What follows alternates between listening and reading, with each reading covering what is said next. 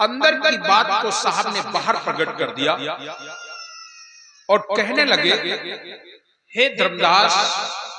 वैसे धर्मदास साहब का नाम उस समय जुड़ावन साहब था। हे जुड़ावन, ये प्रसाद तुम मुझे दे रहे हो, ना जाने कितनी चींटियों को तुमने हत्या कर दिया, जला दिया, और चींटियों को जला करके हत्या करके और ये भोग मुझे दे रहे हो, हत्या का प्रसाद मुझे दे रहे हो। अंदर की बात को बाहर साहब ने प्रकट कर दिया। धनी धर्मदास जी साहब को लगा कि ये तो अंतर्यामी पुरुष है, कैसे जान गए? हमने तो चौका में भोजन बनाया और उस समय तो बहुत बड़ा पाखंड था, बहुत अंदर साफ सुथरा मान करके विचार करके बहुत बनाया जाता था। कैसे जान गए? भोजन करना तो भूल गए, चरण पकड़ लिए, बोले हत्या तो मेरे से हो गई है, बहुत सारी चींटियां जल गई हैं, मेरे से हत्या हो गई है। अब इस हत्या से मैं कैसे बचूंगा, इसका उपाय आप बता दें।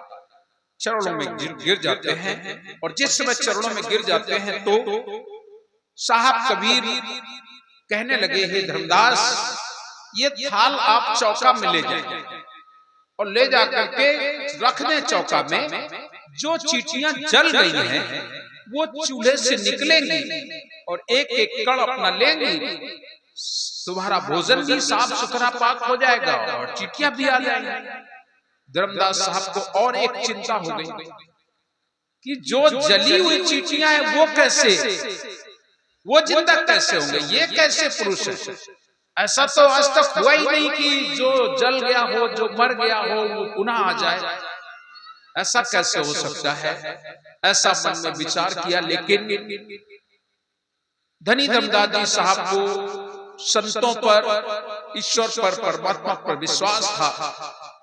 अपनी थाल को लेके गए और चौके में जब रखा तो सच में देखा कि बहुत सारी चींटियां चौके से निकल रही, चूल्हे से, और उस थाल से एक एक कण चावल लेकर के जा रही हैं। भोजन तो वही छोड़ दिया, हाथ जोड़ के बोले, अंतर्यामी एक तुम, आत्म के आधार, जो तुम छाड़ो साथ को तो कौन उतारे पार। हे साहब, आप अंतर्यामी हैं, आप मुझे यथार्थ बात सुना दे, यथार्थ ज्ञान सुना दे। सदगुरु कबीर साहब उन्हें निर्मोह, निर्वैर, निसंशय, अज्ञ स्वरूप की बहुत सारी बातें सुनाते हैं। लेकिन एक और घटना हो गई। ये घटना हो गई कि तब तक उनके पूजा का समय हो गया। तो धर्मदास साहब बोले, हे साहब, हम पूजा कर ले, कर लो पूजा। तो उन्होंने झोले में हाथ डाला तो झोले से एक झोली निकाली और भगवान की पोटली निकाल करके उन्होंने भगवान को रखना शुरू कर दिया। एक दो तो थे नहीं, कई भगवान थे उसके अंदर, छोटे छोटे छोटे छोटे। जैसे रखना शुरू कर दिया तो सदगुरु कबीर साहब बोले, अरे धर्मदास, तुम तो कह रहे थे मैं भगवान की पूजा करूंगा, ये छिटाक पावली कहां से ले आया?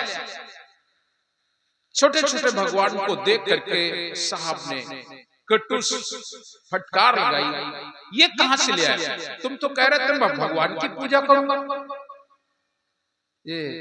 ये क्या है भगवान? छोटे छोटे टुकड़े पत्थर के छिटाक पावली जैसे लग रहे हैं, इनको कहां से ले आया? धर्मदास साहब को मन में ग्लानि पैदा हो गई कि ये संत अच्छे नहीं। जो भगवान को नहीं जानता वो संत कैसा होगा? ये भगवान को नहीं जानते, जैसे मन में विचार आया सदगुरु कबीर वहां से गुप्त हो गए। धर्मदास साहब ने अपनी पूजा समाप्त की, लेकिन उनके अंदर वो शब्द चोट पहुंचा रहे थे, जिन शब्दों ने उन्हें झकझोर दिया था। अब मन में विचार किया, मेरे भगवान को कह दिया छोटे बड़े छिटाक कौली, बातें तो उनकी बहुत अच्छी थी, कहाँ गए ढूंढना शुरू कर दिया। और ढूंढते ढूंढते ढूंढते ढूंढते कहीं नहीं मिले। 1 वर्ष पूरा ढूंढे, अंत में उन्हें पता लगा कि काशीपुरी में, पता लगता है कि वो मिल जाएंगे। काशीपुरी में पहुंचे, गंगा के किनारे घाट पर लेट गए, बैठ गए, उनको दर्शन नहीं हुए। तब मन में विचार किया, जब तलक उनके दर्शन नहीं होंगे तब तलक मैं संकल्प लेता हूं, आज से अन्न जल ग्रहण नहीं करेंगे। और अन्न जल ग्रहण न करने का संकल्प लेकर के वहां लेट गए। जो लोग दर्शनार्थी गंगा स्नान करने वाले आते तो वो लोग देखते हैं, कोई कहता है पागल है, कोई कहता बीमार है, कोई कुछ जो मर्जी आए वो कहते थे। अंत में आखिरी एक ऐसा दिन आया कि आज ऐसा लग रहा था कि धर्मदास साहब के प्राण निकल जाएंगे, प्राण निकल जाएंगे। अब मृत्यु को साक्षात्कार कर लूंगा, लेकिन मैं अन्न जल ग्रहण नहीं करूंगा। इतनी दृढ़ता और विश्वास के साथ धर्मदास साहब लेटे हुए हैं। सदगुरु कबीर उन्हें दर्शन दे रहे हैं। उससे पहले कुछ लोग आए, कोई कहता है जल पी लो, कोई पूछता है तुम कैसे हो। तो एक बड़ा सुंदर वहां पद गाया गया, कहा गया, धर्मदास साहब से पूछते हैं कि आप यहाँ क्यों लेटे हैं, क्यों बैठे हैं, क्या कारण है, आप बीमार हैं क्या? तो पूछ रहे हैं, कौन मिलावे जोगिया, हम तो उस ईश्वर के चक्कर में, उस परमात्मा के चक्कर में हम यहाँ बैठे हैं। मुझे उससे कोई मिला दे, मैं और कुछ नहीं चाहता। कौन मिलावे जोगिया, जोगिया बिन, हाँ जोगिया बिन अब रहो नहीं जाए हो। कौन मिलावे जोगिया, पिए कारण पियरी भयूं, संतो लोग कहाँ है तन रोग।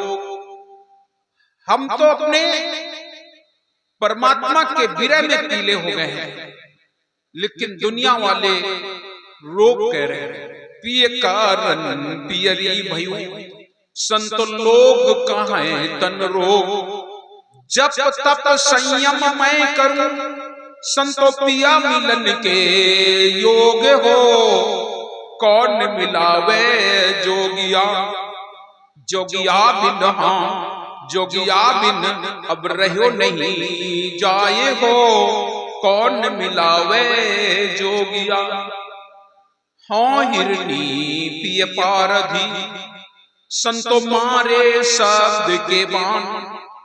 शब्दों के बाणों से छलनी है। बाहर से लाठी डंडे की चोट तो दिखाई पड़ती है, लेकिन शब्दों की चोट दिखाई नहीं पड़ती है। शब्दों की चोट से आज धर्मदास साहब विकल हैं, कह रहे हैं, हाँ हिरनी पिय पारधी, संतो मारे शब्द के बाण। जाई लगे सोई जानी है, संतो और दर्द नहीं आने हो। कौन मिलावे जोगिया, जोगिया बिन, हाँ जोगिया बिन अब रहो नहीं जाए हो। कौन मिलावे जोगिया। किसी ने कहा पानी पी लो, उन्होंने साफ मना कर दिया, हाँ तो प्यासी पीऊ की, मुझे ये पानी नहीं चाहिए, मुझे तो पिया चाहिए, परमात्मा चाहिए। पिए कारण हम जो भटक रहे हैं, हमें और कुछ की आवश्यकता नहीं है। हमें भोजन नहीं चाहिए, हमें पानी नहीं चाहिए। हाँ तो प्यासी पीऊ की, संतो रटूं सदा पीऊ पीऊ, हम सदा पीऊ पीऊ रटते हैं। हाँ तो प्यासी पीऊ की, संतो रटूं सदा पीऊ पीऊ। और पिया मिले तो जीवहूं, नहीं तो सहजे त्यागो जीव हो। कौन मिलावे जोगिया, जोगिया बिन, हाँ जोगिया बिन अब रहो नहीं जाए हो। कौन मिलावे जोगिया। उन्होंने पूछा, हाँ तो प्यासी पीऊ की संतो रटूं सदा पीऊ पीऊ, हम सदा पीऊ पीऊ रट रहे हैं। हाँ तो प्यासी पीऊ की संतो रटूं सदा पीऊ पीऊ, और पिया मिले तो जीवो नहीं तो सहजे त्यागो जीव, सहज में प्राण छोड़ देंगे। उसी क्षण सदगुरु कबीर वहां प्रकट होते हैं और धर्मदास साहब को दर्शन देते हैं और कह रहे हैं, कहें कबीर सुन जोगनी तेरे तनहि में मन ही समाए, कहें कबीर सुन जोगनी तेरे तनहि में मन ही समाए, पिछली प्रीति के कारण जोगी बहुर मिलेंगे आए हो, कौन मिलावे जोगिया, जोगिया बिन हाँ जोगिया बिन अब रहो नहीं जाए हो, कौन मिलावे जोगिया।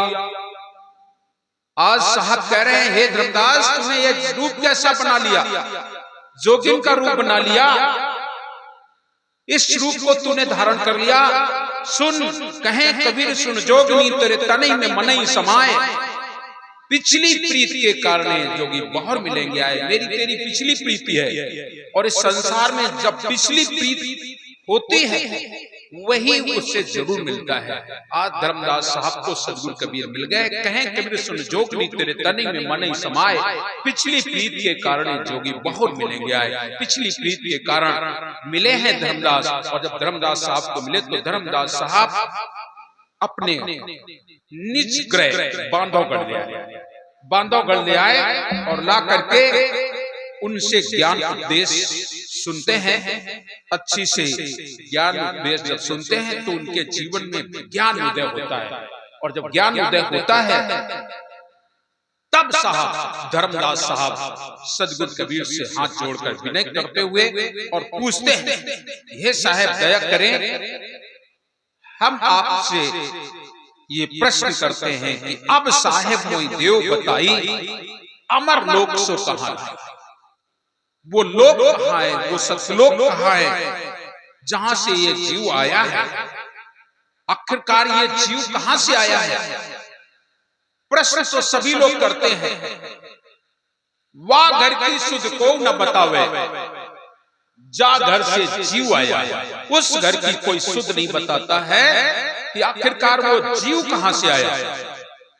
वो जीव कहां से आया है उस घर की तो कोई सुध नहीं बताता है। सभी लोग अपनी अपनी बात करते हैं, लेकिन उस घर की सुध कोई नहीं बता रहा है। जिस घर से ये जीव आया है उस घर की सुध साहब कबीर लेकर के आए हैं और कह रहे हैं, हम उस लोक से आए हैं, हम अमर लोक से आए हैं, हम सत्य लोक से आए हैं। ऐ जियरा तुम अमर लोक के, ऐ जियरा तुम अमर लोक के, पर्यो काल वश आई हो, तुम इस संसार में काल के बस में फंस गए हो आकर के।